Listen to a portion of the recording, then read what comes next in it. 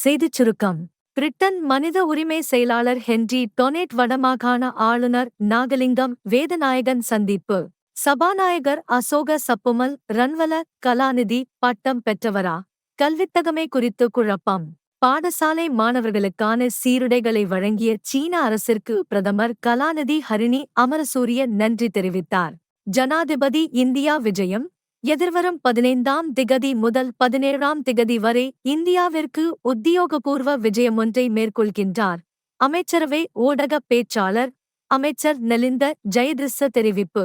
தற்போதைய சாரதி அனுமதி பத்திரத்திற்கு பதிலாக புதிய டிஜிட்டல் சாரதி அனுமதி பத்திரத்தை உடனடியாக அறிமுகப்படுத்த அமைச்சரவை அனுமதி. அனுர அரசிலும் தீர்வுகளின்றி தொடரும் போராட்டம்.